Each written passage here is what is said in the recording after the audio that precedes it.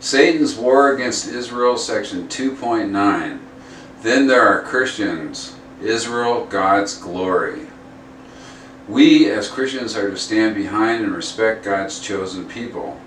Neither the church or Israel deserve God's love, mercy, and grace. We all fall short of the glory and holiness of God. His mercy is beyond measure. We bow before Him in awe. In the end, all that love Him will enjoy His heavenly kingdom forever.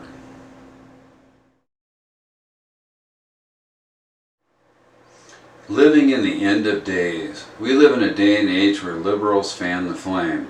One can wonder just how violent and flagrantly wicked man can become before God intervenes.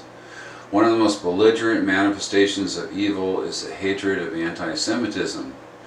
From the post-Egyptian period to the present, we witness incomprehensible prejudice and hate toward the Jews.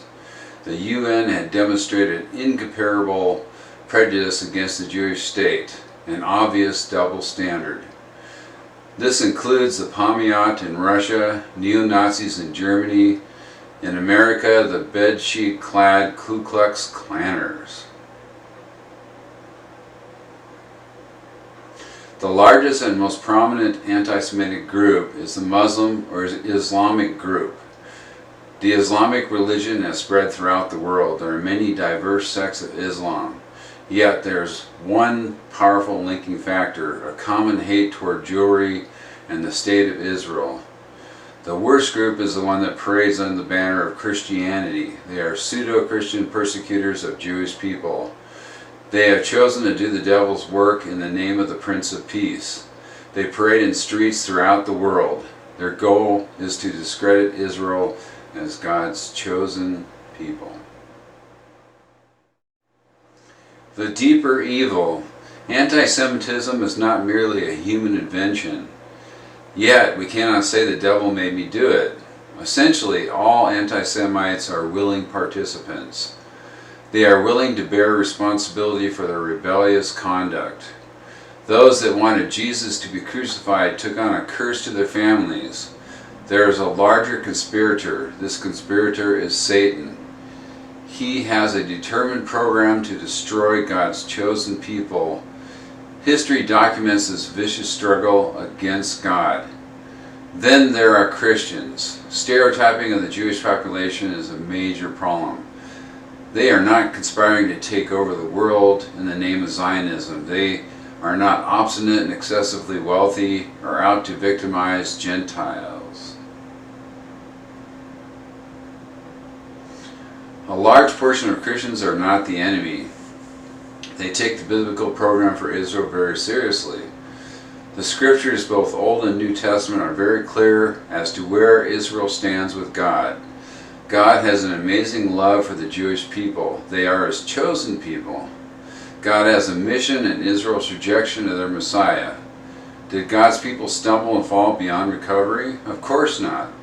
They were disobedient, so God made salvation available to the Gentiles.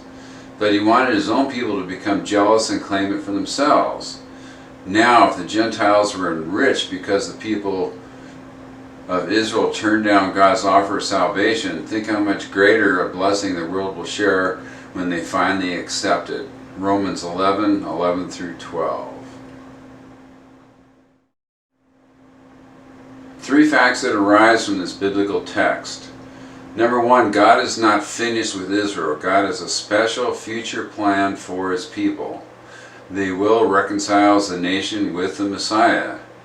Essentially, I will be their God and they will be my people, Jeremiah 31:33.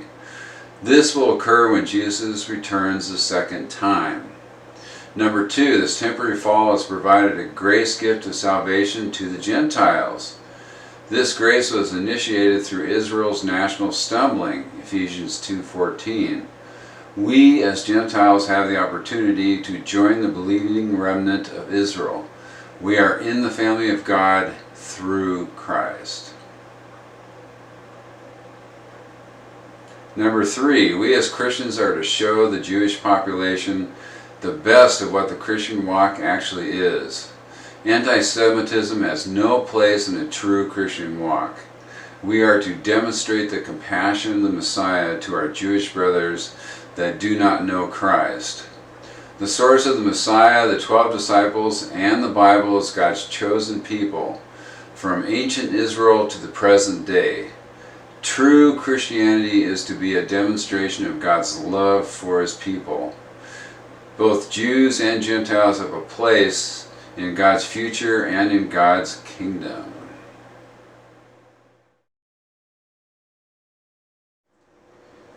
If you want to study in more depth, I have included URLs to a PDF and the desktop phone graphic studies that I put on Facebook. Let God's Word show you His truth.